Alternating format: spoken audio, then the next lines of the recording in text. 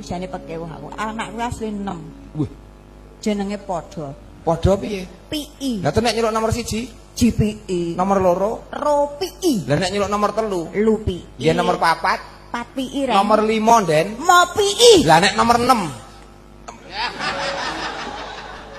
Dang, muni 6 PI ngono ta. Lah jenenge lah PI ta meneh ya 6. Kene wis sing duwe we santai kok kono sing ra duwe ngomong 6 PI. Lah kowe iki malah mbok baleni krek sisan. Yo awakmu nang kono iki ditumpaki wong lanang. Lho, kok jarang. Saiki sapa gelem sing ditumpaki wong lanang mau wong wedok. Nek aku ki tumpakne wong lanang, kowe tumpakne sapa? Wong lanang apa wedok? Najane rupane kaya ngene iki lho aku ya doyan ngerti apa ora kowe? Yo jeruk mosok jeruk minum jeruk. Aku gak tumpaki wong wedok. Lah kowe pengen numpak apa piye? Yo pengen Pengen numpak yo rene yo. Padine kok arep pengen numpak kok yo. Lek numpak bayar sih. terangke mancing-mancing kok ben ditawani. Mbak, Halo, hubungannya sampean piye? Sido lanjut apa ora? ora. Lah nyapa, Mbak? Wong padha ora setuju aku. Sampean kan ayu, nyapa ora setuju.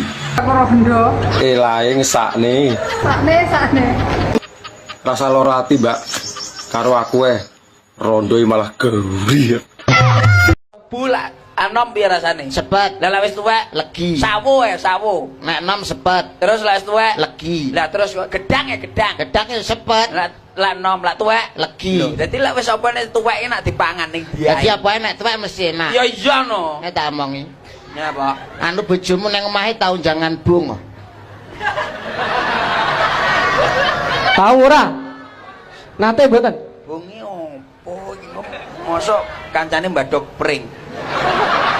Ora aku mung takok jare apa-apa ki nek tuwek mesti enak legi, jare nek enom sepet. Bojomu tau jangan bung apa ora? Ya tahu dek wancane. Ayo ngono-ngono kae sing enom apa sing tuwek? Aku mung takon tok. Ya sing enom, tapi lek kan keluargaku mangane saiki kan gedhe. Tak tau apuk tenan ku ora usah mbok walik to, Mas. Ora diwalik apa wong ngomong tenanan serius bersih desa. Bersih desa ngresiki. Nata atine, nata rasane ngresiki jiwa lahir lan ragane. Mulane wong iki kudu sing resikan. Lah nek ngomong-ngomong masalah resikan aja mbok pamerne karo warga kene ibu-ibu. Mak Nur, kowe mbiyen rabi umur piro? Umur 21. 22 tahun. Umur 22 aku rabi. Oh alah, koncoku saumuramu wis dadi rondo. Asem tenan wong iki. Lho tenan, Mak, malah wis ana sing rabi pindho. Lah iki para yo ngelokno aku ndang rondo lho, tanggaku ya sing saumuranmu kan lho wis padha mati rumasanem. Mosok to, Mak? Apa wis ora doyan sego to, Mak? Kae wis ana sing pendak pisan, pendak pindho yo ono. Piye kok gak nyusul ah? Nusul. Ora arti nggone. Tak terno, kok karuan olehku nyiar nang masjid lho piye? Kok tak celokno Pak Wo, ya. Tak kokon ndang nyiar nang masjid rumangsaku lho. Wah, ora, Mak. Aku saya sibuk. Sesuk-sesuk ae.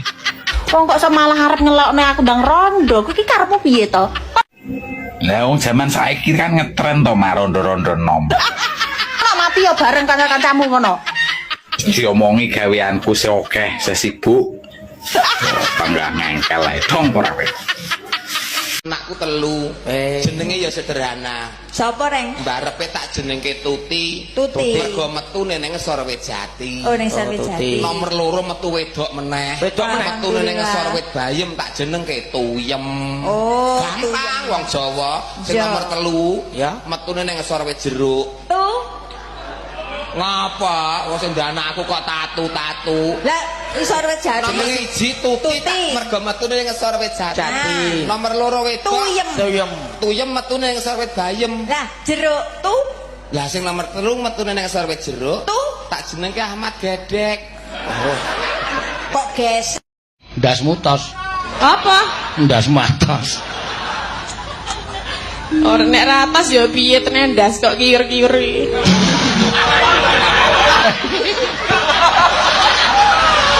Oh, mula pantes dijuluki nangka blonyoh wong. Ngopo? Awal. Lah saiki nek dipikir ndas nek ratas ya piye? Kemucah kok soalnya. Apa? Cangkemmu trocok. Loh, saiki nek sirahe ratus lho nek ra rano bathoke ngene terus piye? Ah iya ya gembur-gembur ya. Lah iya kok. Ayo mosok sirahe atos gulu sirahe empuk gulune atos sak ya. Mbak, sampai ini Jawane ndi to? Jawaku ki karo sampean lho Mas. Lah dalah ngrusak tatanan iki. Ning sampean ra Jawa. Aku lho di bojo. Peh, Jajal tak tekok bojoku sik ya. Oleh rabineh apa ora?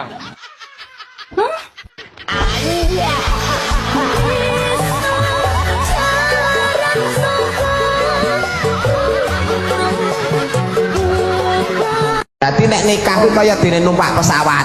Oh numpak pesawat. Nek kawin kaya dene numpak mobil lumprengan. Lah lire numpak pesawat. Numpak pesawat nek wong nikah numpak pesawat kuwi bayar dhisik lagi numpak. Oh. Nah, nek kawin numpak sik lagi bayar kok rampung dijujuli. Lah nek aku kan ditumpaki yo ora dibayar-bayar. Oh kowe edan kowe kok numpak ditumpak ora dibayar. Nggonku iki aja nggo dolanan. Mergo nggonku dawa kaya gedang. Rondo ora mati. Ayo,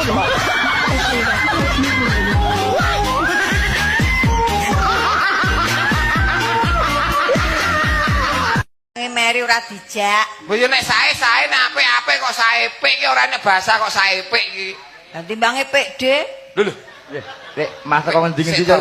Saepik ki apa? Ya sae karo Terus apik. nek kuwi mau apik dhewe apa? Ya apik, Pak D. Apa-apa. Pik tokli. Ah, glani. Apik matuk sekali. Oh, berarti apik banget. Pek nget Alah. Iki malah melu usul wong apik banget. Oh, tak kira ngonoan dinget. pik mude. Ben. Kok ben piye? Takon apa? Koslok.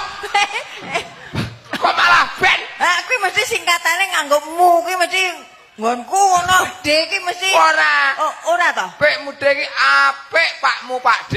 Ngono lho karepe iki kok ben. Leo walah reng. Kae lak pas anu arep tanggapan to, tak dokokne mburi. Lah ndelalah montore njojrok bar njojrok ki lak terus ki goling. Goling terus montore munggah, ora iso munggah montore. Lah kok Temperature mati. Temperatur yut.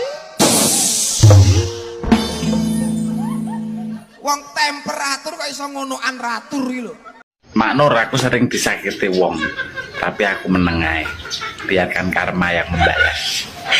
Kesuwen. Kok kesuwen piye to, Mak? Lah aku kudu piye? Langsung parani jotosi ae. Lah wonge luwih gedhe saka aku, Mak. Aku ora wani. Kok dadi wong nyesane Gusti Allah ae iki kurma kerme.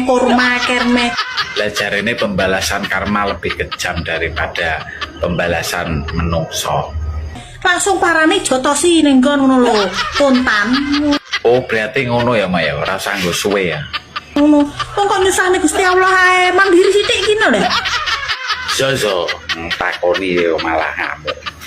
Dong to.